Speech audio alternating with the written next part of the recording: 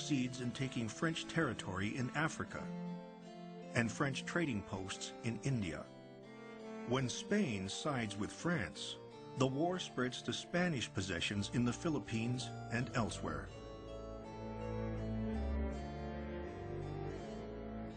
Amherst's job isn't made any easier by his view of the Indians.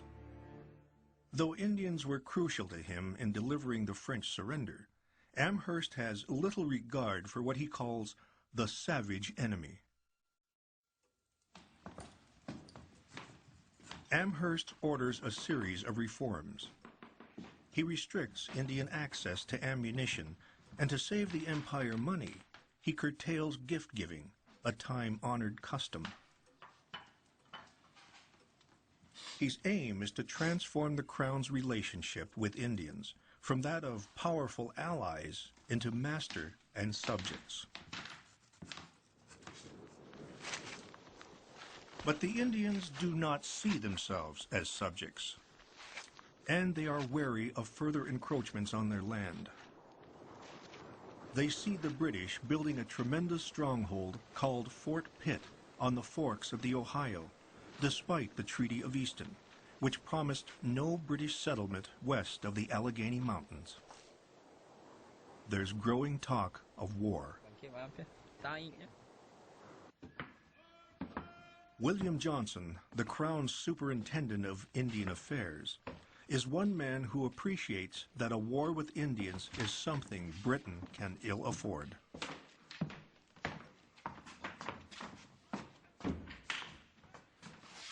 Your Excellency, I am pretty well informed by other hands that the Six Nations, Shawnees, and Delaware's Indians are ill-disposed.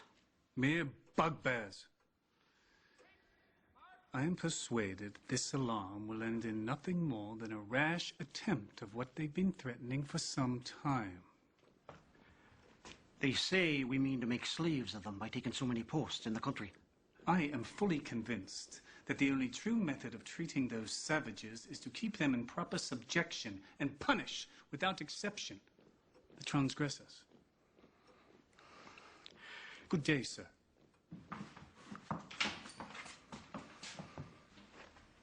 Your Lordship.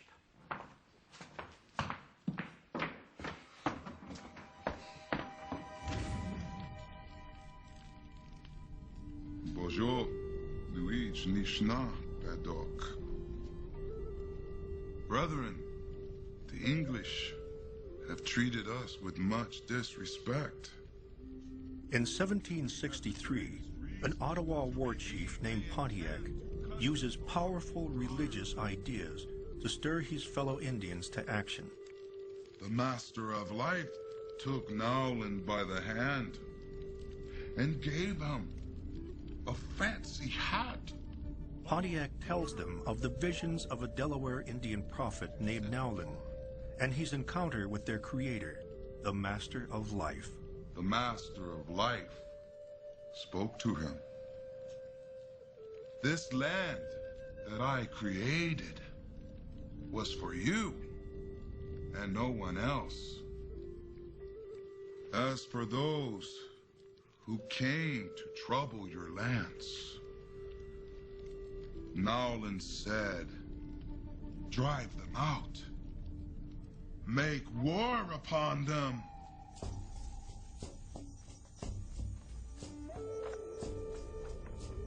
War belts spread Pontiac's message.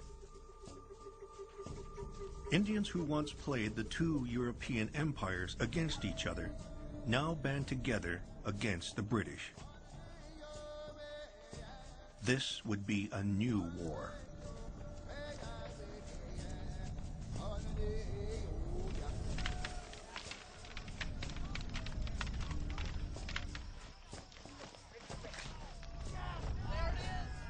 On the morning of June 2nd, 1763, warriors from the Ojibwe and Sauk nations are engaged in a heated game of bagataway, or as the French call it, lacrosse. The game is entering its third day outside Fort Michilimackinac on the northernmost reaches of modern-day Michigan.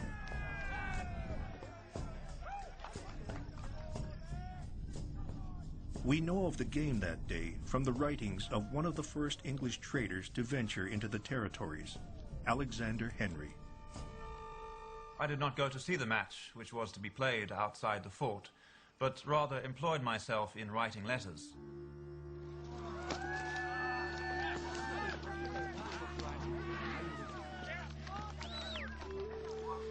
The British had no idea why this game of lacrosse was really being played here. They didn't realize that Amherst's reforms had insulted and enraged the native people. And they had not yet heard a very important piece of news. Only the Indians knew that a month earlier, Pontiac had inspired an Indian attack on Fort Detroit. Make war upon them. It was a sign of things to come. And now it comes to Michilimackinac.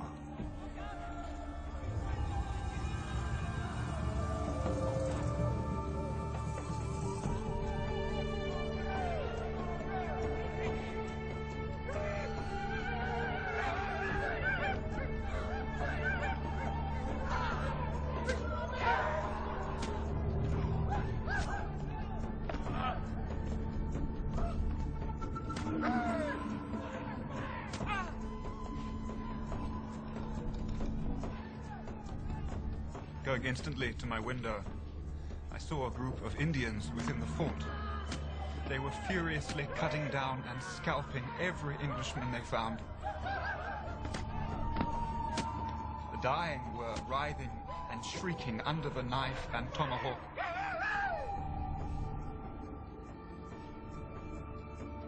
I was shaken, not only with horror but with fear. I found many of the French-Canadian inhabitants calmly looking on.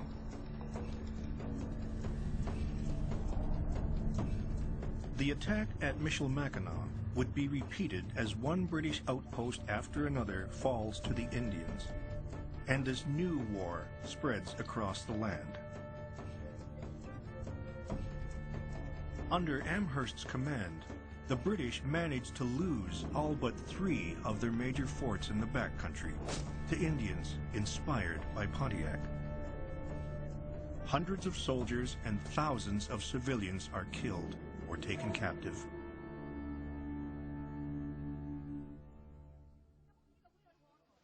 Today is an historic event.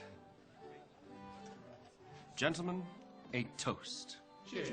Coincidentally, on that same day in 1763, George Washington joins a group of Virginians in a land venture to colonize the Ohio country.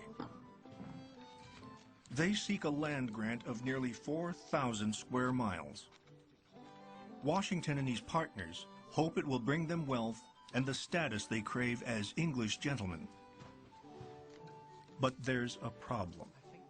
5 years earlier, in the Treaty of Easton, Britain promised the Indians that whites would not settle west of the Allegheny Mountains. But this claim lies hundreds of miles beyond the Alleghenies, in what is today Indiana. Cheers. To men like Washington, though, the Treaty of Easton was just a local agreement that didn't affect their land claim. Washington was looking to the future, to the day when the British would establish new colonies in the heart of the continent. And he wasn't adverse to being in on the ground floor.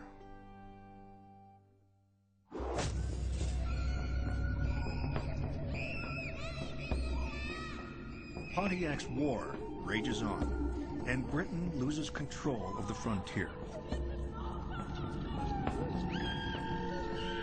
As with Mary Jemison's family in the French and Indian War, Indians are again taking settlers captive.